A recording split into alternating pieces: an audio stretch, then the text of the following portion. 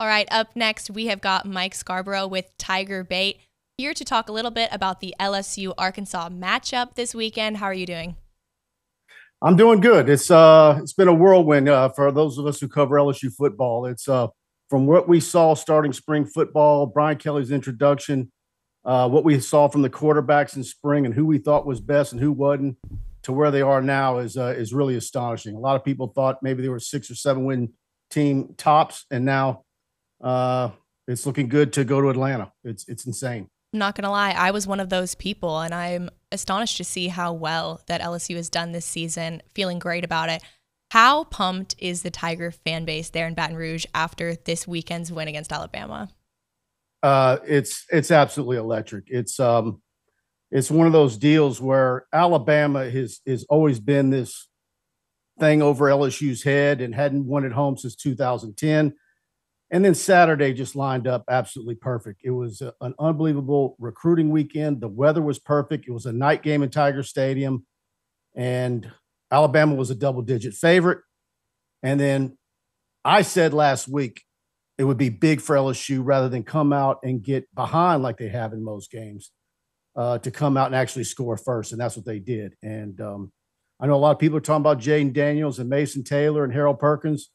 But I also think a lot of credit needs to go to Matt House and that defense and the job that they did. That's a hodgepodge group. Yeah, you've got some big names in there, including the Defensive Player of the Week and Harold Perkins, who you guys know all about. But you've also got a lot of kids plugged in from the transfer portal that were at Sunbelt schools last year. How much confidence did that win with Bama give LSU going into Arkansas and really just finishing out the rest of the season? I'm sure the confidence is going to be what you would think it would be, but does that mean that it correlates to going on the field at 11 a.m. and 30 degrees in Fayetteville Saturday morning? Wow. Yeah. So, and LSU is under Saban with Houston Nutt, and Arkansas can get you. And if you don't go out there and are prepared to play, and now LSU's the hunted. They're the team that's in the top 10 of the CFP and likely going to Atlanta. And you can make some teams' seasons with a win. And certainly whether it's Arkansas or A&M to end the season, both those two schools would love nothing more than to beat LSU, because it takes some of the sour taste out of their mouth as how their seasons are going. This might sound like a silly question, but what's the weather like there in Baton Rouge right now? It's about 80 degrees. It's nice and balmy. It feels like mid-September. Right. Do you think that kind of going to such stark differences in Fayetteville is going to affect the team? For Brian Kelly, it probably doesn't mean anything. He'll probably, he'd like to be in shorts in that weather. But for the rest of these kids, that most of them are from the South, it's going to be a little different. But once they get moving around, I don't know, maybe by halftime it might be in the mid 30s or early 40s. But in the morning and warm-ups, it's going to be nice and chilly. And so we're going to see how they react. And like I said, even though Arkansas is missing a lot of people, injuries and so forth, I think they're going to be ready to play. What's the biggest takeaway you took from that Alabama game that you think LSU really needs to bring into this game against Arkansas? I just think they need to be focused. I think they need to really grasp the fact that, now you can look. LSU beat number one Florida in 1997, Steve Spurrier, and the next week they lost to Ole Miss. Now you still remember it, 20-something years later, 26 years later, what that win was. But for years after, it was always, yeah, you beat number one Florida, but the next week you lost to a bad Ole Miss team. And so you don't want that to happen if you're LSU. Then you get UAB, and then, of course, you ended A&M in College Station. Right. Got to keep the focus up.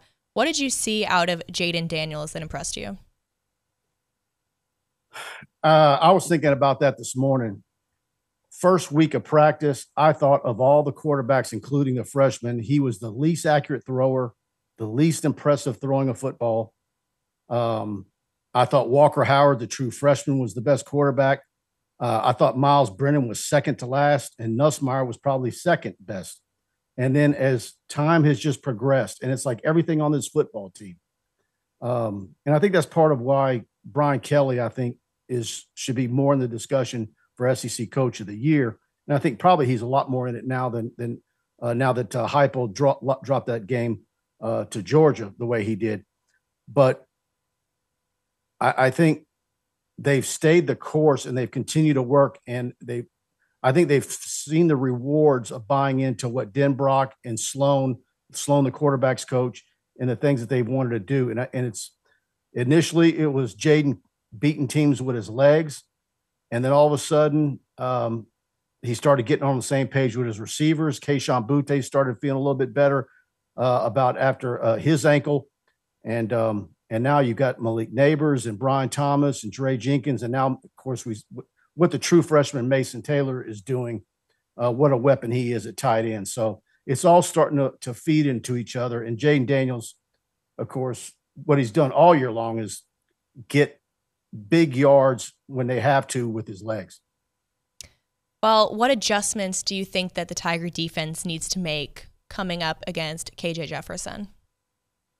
I think they need to defend him, go into it the same way they did against Hooker and Bryce Young. I think obviously he's a big, strong quarterback, and I think they just need to do what they do and stay in their lanes and cover their receivers in man, and then mix some things up and bring blitzes on him. I don't know that they have to do anything drastic that they've done in the last 3 weeks.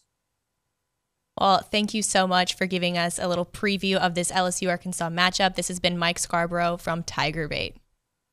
Good. Glad to be with you anytime.